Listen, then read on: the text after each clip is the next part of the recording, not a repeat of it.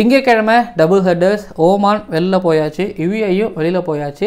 இப்போது நெக்ஸ்ட் ரவுண்டுக்கு team India qualified ஆகியிருக்கிறாங்க. ஆல்மோஸ்ட்டு ஸ்ரீலங்கா குவாலிஃபைட் ஆன மாதிரி. ஆனால் ஆல்மோஸ்ட் ஸ்ரீலங்கா குவாலிஃபைட் ஆனாலும் இன்னமும் இருக்குங்க. நம்ம இந்த ஏஷியா கப் 2025 ஆரம்பிக்கிறதுக்கு முன்னாடி ஸ்ரீலங்காவோட பிரச்சனை என்னென்னு சொல்லியிருந்தோமோ, இந்த ப்ரிவியூலையும் நம்ம எந்த விஷயத்தை சரி பண்ணிக்கணும்னு சொன்னோமோ சரி பண்ணிக்கல. ஸ்ரீலங்கா சரி பண்ணிக்கல, சரிப்பட்டு வராது. கப்பை கிஸ் பண்ணணும் அப்படின்னா இங்கே T20 ஏஷியா கப் சாம்பியன்ஸாக இருக்கலாம்.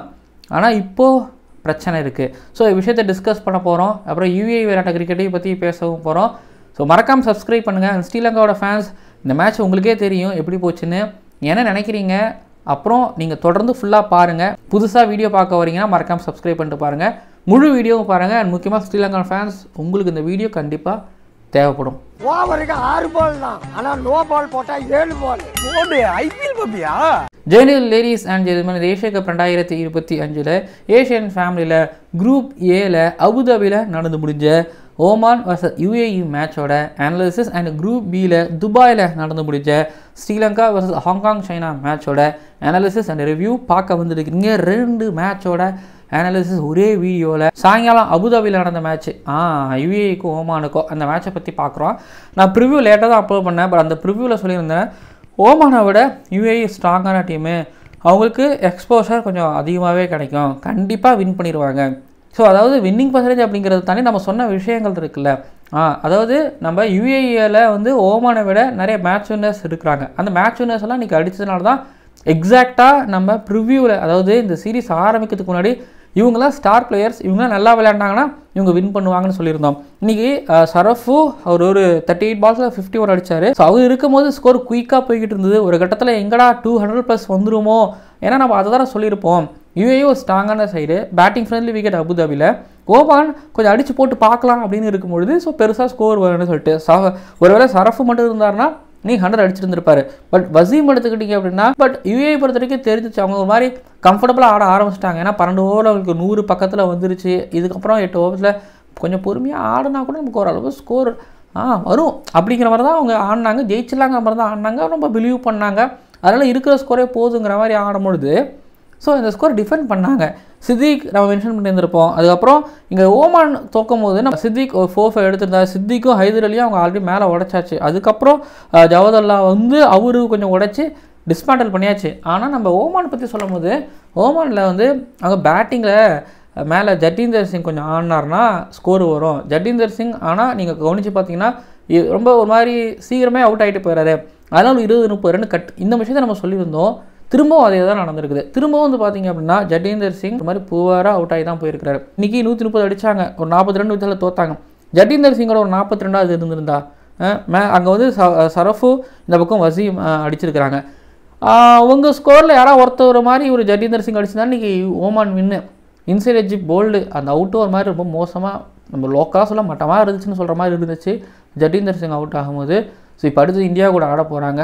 அது ரொம்ப டஃப்பாக இருக்க போகுது. எனக்கு UAE கூடயே போட்டு பார்த்துருக்கலாம், பெரிய சான்ஸ் மிஸ் பண்ணிட்டாங்க. பட் UAE பொறுத்த வரைக்கும் நான் ஒரே ஒரு விஷயம் ஷார்ட்டாக சொல்லி முடிச்சிடுறேன். UAEக்கு பொறுத்த வரைக்கும் ஷார்ட்டாக சொல்லி முடிச்சிடுறேன். UAEக்கிட்ட இல்லாத எதுவுமே கிடையாது. அவங்கக்கிட்ட நிறைய வசதிகள் இருக்குது. அவங்க போர்டு ஒன்றும் புவர்ஸ்ட்டு போர்டெலாம் கிடையாது, ஒரு மாதிரி ரிச்சஸ்ட்டு போர்டு இருக்கலாம். ஏன்னா UAE கவர்மெண்ட் பற்றி நான் உங்களுக்கு எதுவும் சொல்ல வேண்டிய அவசியமே கிடையாது. ஸோ எமிராட்டிஸ் பெரிய ரிச்சஸ்ட்டு எமிராட்டிஸாக தான் இருப்பாங்க.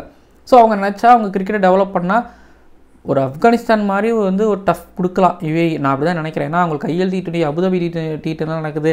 ஸோ எல்லோரும் அங்கே தான் வராங்க, ஒரு மாதிரி ஹப்பாக இருக்கும்போது. ஆனால் UAE மட்டும் வளர மாட்டேது, அதுதான் பிரச்சனையே. ஸோ UAE நினச்சா கண்டிப்பாக அவங்களால ஒரு நல்ல ஒரு சைடாக வர முடியும் அவங்களால. ஆனால் அதுக்கு அவங்க நிறைய உழைப்பை போடணும். அதுக்கு இன்னும் நாள் இருக்குது. ஆனால் ரொம்ப வருஷமாக ஆடிட்டுருக்குறாங்க. ஸோ அப்போது 80s 90s வந்து பார்த்திங்க அப்படின்னா, ஆமாம், அப்போது இந்தியா பாகிஸ்தான்லாம் வந்து விளாண்டாங்கும்போது அப்போலேருந்து UAE விளாண்டு இவ்வளோ நேரத்தில் வந்து ஒரு நல்ல சைடாக வந்திருக்கணும். ஆனால் வரலங்கிறது தான் வருத்தத்தக்க ஒரு விஷயமே. பட் எது எப்படியோ வந்து பார்த்திங்க அப்படின்னா UAE வந்ததுக்கு ஒரு வின் பண்ணிட்டு, UAE வந்ததுக்கு ஒரு மேட்ச் வின் பண்ணிட்டு போனாங்க.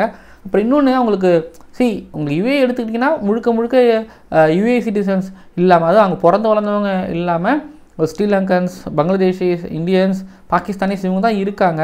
ஸோ அதனால் மேபி அவங்களுக்கு ஃபேன்ஸ் வராமல் கூட இருக்கலாம். ஆனால் அவங்களுக்குன்னு ஃபேன்ஸ் ஓனாக வரணும், அவங்க ஜெயிக்கணும். ஜெயிக்கிறது மூலமாக அங்கே இருக்கிற பங்களாதேஷோ ஸ்ரீலங்கன்ஸோ இந்தியன்ஸோ அவங்களுக்கு யுஏஇக்கு சப்போர்ட்டர்ஸாக ஃபேனாக கன்வெர்ட் ஆவாங்க. பட் நல்ல கிரிக்கெட் ஆடணும். யுஏஇ இனி வரும் காலகட்டத்தில் நான் போகும்போது அங்கே பார்க்கும்போது எனக்கு கேள்விப்பட்ட வரைக்கும் நிறையா ஃபெசிலிட்டிஸ் இருக்குது. ஆனால் யுஏஇ மேலே வர மாட்டேங்குது, ஒரு வருத்தம். சரி, ஓகே, டன். இப்போ ஓமானுக்கு இன்னொரு மேட்ச் இருக்குது. யுஏஇ பற்றி பேசியாச்சு. ஆமாம், ஆனால் இதில் ஹாங்காங் சைனாவோட பவுலிங் நான் ஆல்ரெடி சொல்லியிருக்கேன். ஹாங்காங் சைனாவோட பவுலிங் வந்து ஒரு 14 ஓவர்ஸ் போடுறதுக்கு நல்ல பவுலிங் அட்டாக் இருக்குது. பட் அங்கே இருக்கிற சுக்லாவை ஆயுஷ் சுக்லாவை ரொம்ப நம்புகிறாங்க. பட் ஆயுஷ் சுக்லாவோட பவுலிங் அவ்வளோ எஃபெக்டிவாக இல்லை. ஒரு விக்கெட் எடுக்கிறாரு, ஆனால் 30 ரன் 40 ரன் கன்சிட் பண்ணுறாரு. அவர் போட்டு அவரோட பேஸை அடிச்சிடறாங்க. பின்னாடி பால் சாஃப்ட் ஆச்சுன்னா அவரை நல்லாவே ஆடிடலாம், கிளியராகவே தெரியுது. ஆனால் ஸ்ரீலங்காவோட வீக்னஸ், ஆனால் அதில் எஹான் கான் எக்ஸ்ட்ரா பவுல் போடாரு. இன்றைக்கி 3 கேட்ச் விட்டாங்கன்னு நினைக்கிறேன் 10 நிமிஷம்க்காக. எஹான் கானுக்கு பால்லே 2 கேட்ச் நினைக்கிறேன். அதில் 2 கேட்ச் 3ல் 2 கேட்ச் 1 கேட்ச் பிடிச்சிருந்தாங்கன்னா நீங்கள் மேட்சோட கதையே மேபி ரிசல்ட்டே வேறு நினைக்கிறேன். ஏன்னா 10 நிமிஷம்க்காக மட்டும் தான் நல்லா பட்டுக்கிட்டு இருந்தது. மற்றவங்களாம் வந்து கொஞ்சம் ஒரு மாதிரி நிசாங்க அளவுக்கு ஆடல, கொஞ்சம் கஷ்டப்பட்டு இருந்துக்கிட்டு இருந்தாங்க. ஒரு ஓமான் சைடு பொறுத்த வரைக்கும் அவங்க பவுலிங் நல்லா இருக்குது. 12 ஓவர் போடுவாங்க, 13 ஓவர் போடுறதுக்கு ஆள் இருக்குது. மீதி இருக்கிற 8 ஓவர் போடுறதுக்கு விக்கெட் டேக்கிங் அபிலிட்டி இருக்கிறவங்களே பார்த்து எடுத்தாங்கன்னா ஹாங்காங் சைனா வரலாம். இன்னும் ஹாங்காங் சைனா பற்றி நம்ம ப்ரிவியூவில் பேசும்போது அங்கே இருக்கக்கூடிய நிசர்கத் கானும் எஸ்பி மொட்டாதோ இவங்களை பற்றிலாம் பேசும்போது இன்றைக்கி நிசர்கத் கான் வந்து 50 அடிச்சிருக்கிறாரு. ஹாங்காங் சைனா பார்த்தா எல்லாருக்கும் தெரியும் நிசர்கத் கான். பட் ஆனால் இந்த மாதிரி காம்படிட்டிவ் சைடு கூட ஒரு 50, இதெல்லாம் நல்ல 50. ஹாங்காங் சைனாவோட ஒரு இன்ஸ்பயர் பண்ணக்கூடிய ஒரு 50. அதுக்கப்புறம் ரத்து ஒரு 50 மிஸ் பண்ணார்.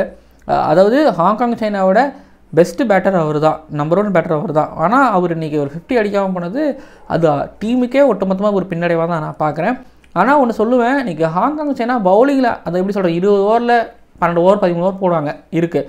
அதே போல் பேட்டிங்கில் ரன் எடுப்போம். ஆனால் நாங்கள் ஒரு 40-45 பால் டாஸ் வைப்போம்னா, ஸோ அங்கே தான் இதுவே மற்ற நல்ல நாலேஜபிள் நல்ல ஒரு கிரிக்கெட் விளாட்ற சைடாக இருந்தாங்கன்னா அவங்க வந்து ரொட்டேட் பண்ணி அந்த 40 பால்ஸில் வந்து ஒரு 60யாவது அடிக்க வைப்பாங்க, அடிச்சிருப்பாங்க, அங்கேருந்து கேமை மாற்றிருப்பாங்க. பட் ஆனால் இங்கே ஹாங்காங் சைனா மாதிரியான ஒவ்வொரு அசோசியேட் நேஷன் வந்து நிறைய டாட் பால்ஸ் வைக்கிறாங்க.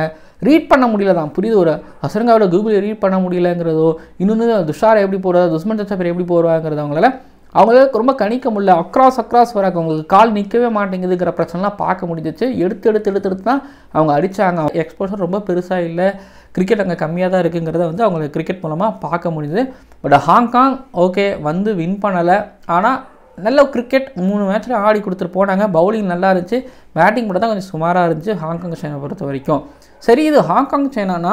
இன்னொரு பக்கம் ஸ்ரீலங்கா, நான் 10 நிமிஷம் நல்லா விளையாட நீங்கள் பார்த்துருப்பீங்க. உங்களை பற்றி எதுவும் சொல்கிறதுக்கு எதுவுமே இல்லை. அவர் எப்பவுமே ஒயிட் பால் கிரிக்கெட்டில் விக்கெட் ரோலாக இருந்ததுன்னா அவர் அடிச்சிக்க ஆளே கிடையாது. குறைஞ்சபட்சம் 50 ரன்னு. அந்த 50 ரனில் வந்து எக்கச்சக்கமான பவுண்டரிஸ் இருக்கும். ஸோ இதுதான் வந்து பார்த்திங்க அப்படின்னா 10 நிமிஷங்கா நல்ல பேஸ்மெண்ட் அமைச்சு கொடுத்தாரு.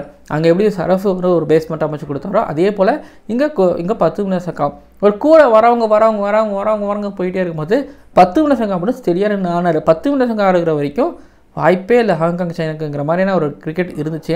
கேட்சஸ் அவ்வளோ விட்டுக்கிட்டே இருக்காங்க. அப்புறம் என்ன ரொம்ப நேரம் நிற்காமல் என்ன பண்ணுவார். ஸோ கேட்சஸ் ஒரு பக்கம் விட்டுருக்காங்க, ஒரு பக்கம் ஜம்முன்னு ஆடிக்கிட்டே இருக்கிறாரு. ஆனால் இன்னொரு பக்கம் ஜம்முன்னு ஸ்ரீலங்காவோட மிடில் ஆர்டர் பல்லு இழிச்சிக்கிட்டு இருக்கு. அதாவது நம்ம இந்த 2025 ஏஷியா கப்போட ப்ரிவியூவில் சொல்லியிருந்திருப்போம், பொதுவாக ஒவ்வொரு மேட்ச்சில் சொல்லியிருப்போம், இந்த மேட்ச்சில் சொல்லியிருந்திருப்போம்.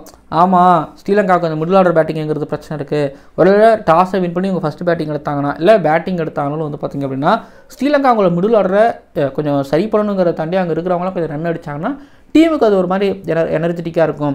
கபின் மெண்டிஸ் கீழே ஒன்றும் பண்ண மாட்டாரு, குசல் பெரேரா ஒன்றும் பெருசாக பண்ணலை, சரித்த ஸ்ரீலங்காவுக்கு சரியாக பேட்டில் படலை, என்னடா ஆச்சு ஸ்ரீலங்காவுக்கு அடுத்த ரவுண்டு போகிறாங்க இப்படிங்கிற மாதிரி இருந்துச்சு. ஸோ இன்னமும் வந்து பார்த்திங்கன்னா அவங்கள தப்பை சேஞ்ச் பண்ணிக்கவே இல்லை. அது என்னமோ அவங்களுக்கு அந்த மிடில் ஆர்டர் பிடிச்ச சரின்னு நான் நினைக்கிறேன். அது எப்போ பீரிட்டு எப்போ சரியாக ஆக போகுதுன்னு எனக்கு தெரியல.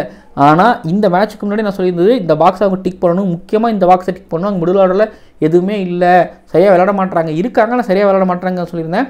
ஆனால் இன்றைக்கி ஒரு வேளை தோக்குறாங்கன்னா அது காரணம் மிடில் ஆர்டர் தான். யோசிச்சு பாருங்க, ஒரு சரித்த ஸ்ரீலங்கா போகும்போதோ ஒரு கமின் மெண்டிஸ் போகும்போதோ என்ன அடிக்க முடியாத ஸ்கோராக இருந்துச்சு. சிங்கிள் ஹேண்டாக இவங்களே யாராவது ஒருத்தவங்க அடித்து முடிச்சிருந்துருக்கலாம். ஆனால் கேட்ச் பிடிக்காத ஹாங்காங் சைனாவே கேட்ச் பிடிக்க வச்சு கொஞ்சம் கடைசி நல்லா ஒரு ஃபீல்டிங் பண்ண வச்சு ஐயோ கொஞ்சம் பதட்டம் இருந்துச்சு. கொஞ்சம் ஒரு மாதிரி ஹாங்காங் சைனாவா ஸ்ரீலங்காவுன்னு மனசுக்குள்ளே நம்பர்ஸ் போட ஆரம்பித்தேன். பொதுவாக இந்த ஏஷியா கப் 2025 நான் பெருசாக நம்பர் போட்டதே கிடையாது. ஃபஸ்ட் டைம் நம்பர் போட்டேன். இப்போ அடுத்த ரவுண்டு போகிறாங்க. மிடில் ஆர்டர் இதே கதியில் இருந்துன்னு வைங்களேன், ஆப்கானிஸ்தான்கிட்ட இருக்கக்கூடிய ஸ்பின்னர்ஸ் வச்சு நோண்டிடுவாங்க. இப்போ அடுத்த மேட்ச்சு ஆப்கானிஸ்தான் கூட அவங்க மிடில் ஓவர்ஸ் ஸ்பின்னர்ஸ் எடுத்து வச்சு நோண்டுவாங்க. ஸோ அப்போ தெரிஞ்சிடும் ஸ்ரீலங்கா என்ன கதைன்னு சொல்லிட்டு. அடுத்த வருஷம் ஸ்ரீலங்காவும் இந்தியாவும் தான் ஹோஸ்ட் பண்ணுறாங்க T20 வேர்ல்டு கப்பை. எப்படி ஆட போகிறாங்க, என்ன பண்ண போகிறாங்க, இதுக்குள்ளே எல்லாமே பேட்டர்ஸ் இருக்காங்க. பட் ஆனால் அவங்களாம் ஒரு மாதிரி கொஞ்சம் கஷ்டத்தை தான் இருந்துகிட்டு இருக்காங்கிறது. இன்னொன்று எஸ்பின் மொர்டாஸா மட்டும் அந்த நோ பால் போடலை, கஷ்டமாக இருந்திருக்கும். ஸ்ரீலங்கா ஜெயிச்சிருந்துருப்பாங்க. பட் ஒரு 19 ஓவரில் 2 பால் ஸ்பேர் வச்சு கடைசி ஓவரில் போய் ஹாங்காங்கிட்ட ஜெயிக்கிற மாதிரி தான் இருந்திருக்கும். பட் நல்ல வேளை எஸ்பின் மொர்டாஸா வந்து நோ பால் போட்டு தப்பிக்க விட்டார். நிறைய எக்கச்சக்கம் மிஸ்ஃபீல்டு, கேம் அவேர்னஸ் கம்மியாக இருக்கக்கூடிய ஒரு டீம் கிட்ட இப்படி ஆனது ஸ்ரீலங்கா நினைக்கும் போது ஓகே இதெல்லாம் மறந்துட்டு அடுத்து ஆப்கானிஸ்தான் எப்படி ஆடுறாங்கன்னு பார்ப்போம். பட் பேட்டிங்கில் 10 நிமிஷங்கன்னா, பவுலிங்கில் வந்து தீக்ஷனா. இன்னொன்று இன்றைக்கி 11th வந்து பத்திரனா இல்லை, தீக்ஷனா ஃபிட்டுங்கிறதால தீக்ஷனா உள்ளே கொண்டு வந்தாங்க. நல்லா போட்ட விக்கெட்லெஸ் தான், பட் ஒரு மாதிரி திணற விட்டார். அதுக்கப்புறம் துஷ்மந்தா சமீரா ரன்னை கொஞ்சம் லீக் பண்ணார். என்ன பண்ணுறது, அவர் போடுற பால் பிடிக்கிட்டு போகுது, 2 விக்கெட்டு. வனிந்த சரங்காவே அவங்களால ப்ரிடிக்ட் பண்ணவே முடியல. வனிந்த சரங்கா ஆடவும் முடியல. பேட்டிங்கில் 10 நிமிஷம் வந்தவங்களாம் ஒரு 11 ரன் 10 ரன் அடித்தாங்க. பட் இதுவே யோசிச்சு பாருங்க, 149 இல்லாமல் ஹாங்காங் சைனா வந்து 160 அடிச்சிட்டாங்கன்னா, 165 170 அடிச்சிட்டாங்கன்னா கொஞ்சம் ஸ்ரீலங்கா யோசிக்கிற நிலைமை தான் இருந்திருப்பாங்க நான் நினைக்கிறேன். ஓகேங்க, 2 மேட்சோட ரிவ்யூ நிறைவடைஞ்சாச்சு. ஸ்ரீலங்கா அடுத்த ரவுண்டு போகிறாங்க. அந்த மிடில் ஆர்டர் பேட்டிங் அது மட்டும் அவங்களுக்கு அந்த அமையாமல் இருக்குது. அதை பற்றி நம்ம டிஸ்கஸ் பண்ணியிருப்போம். பட் ஸ்ரீலங்கன் ஃபேன்ஸ் நீங்கள் என்ன நினைக்கிறீங்க? ஏதாவது ஐடியா இருக்காதா? பேரைக்கிற மாற்றி இறக்கி விடணுமா? ஆல்ரெடி மாற்றி கீத்தி இறக்கி விட்டு பார்த்து தான் இங்கே வந்துருக்குங்க சொல்கிறீங்களா? ஓகே, எனக்கு புரியுது. இன்னொரு பக்கம் UAE கிரிக்கெட் இன்றைக்கி பார்க்க ஒரு மாதிரி ஆரம்பத்தில் குயிக்காக ஒரு மாதிரி ஸ்லோவாக நல்லா இருந்துச்சு. குரூப் பியோட பாயிண்ட்ஸ் டேபிள், குரூப் பியோட பாயிண்ட்ஸ் டேபிள் எடுத்துக்கிட்டிங்க அப்படின்னா ஸ்ரீலங்கா 4 பாயிண்ட்டோட 1.45 அப்படிங்கிற நெட் ரன் ரேட்டோட இருக்கார். அடுத்தது ஆப்கானிஸ்தான் வந்து 2 பாயிண்ட்டோட +4.700 அப்படிங்கிற நெட் ரன் ரேட்டில் இருக்காங்க. அதுக்கப்புறம் பங்களாதேஷ் 2 பாயிண்ட்டோட இருக்காங்க. பங்களாதேஷ் அடுத்தது ஸ்ரீலங்காவுக்கும் ஆப்கானிஸ்தானுக்கு மேட்ச்சு. இப்போ பங்களாதேஷ்க்கு இன்றைக்கி மேட்ச் இருக்குது, அதோட ப்ரிவியூ உங்களுக்கு இருக்குது, காலைல சந்திக்கிறேன். ஆப்கானிஸ்தான் பங்களாதேஷ் மேட்ச்சில் ஆல்மோஸ்ட் தெரிஞ்சிடும். ஒருவேளை பங்களாதேஷ் தோற்றுட்டாங்கன்னா வெளில பங்களாதேஷ், ஆப்கானிஸ்தானுக்கும் ஒருவேளை ஸ்ரீலங்காவுக்கும் வாய்ப்புகள் இருக்குது. சரினா ஸ்ரீலங்கா 2 விக்ட்ரி பெற்றுட்டாங்க. சரி பார்ப்போங்க. அதாவது இன்றைக்கி ஆப்கானிஸ்தான் பங்களாதேஷ் 2 பேருக்கும் ஒரு மாதிரி முரட்டத்தனமான ஒரு கிளாசிக் இருக்குது. என்ன நடக்குதுன்னு பொறுத்து வந்து பார்க்கலாம். வீடியோ நிறைவடைகிறது. இந்த வீடியோ உங்களுக்கு பிடிச்சிருக்கும் நான் நம்புகிறேன். ஸ்ரீலங்கன் ஃபேன்ஸ் ஏதாவது ஐடியா சொல்லிட்டு போங்க, டீமுக்கு என்ன பண்ணுறான்னு சொல்லிட்டு. ஓகே, மறக்காமல் சப்ஸ்கிரைப் பண்ணுங்கள், பக்கத்தில் பெல் ஐக்கானை கிளிக் பண்ணுங்க. பார்க்கலாம் அடுத்த வீடியோக்குள்ள. ஓவருக்கு 6 பால் தான், ஆனால் நோ பால் போட்டால் 7 பால். IPL பப்பியா?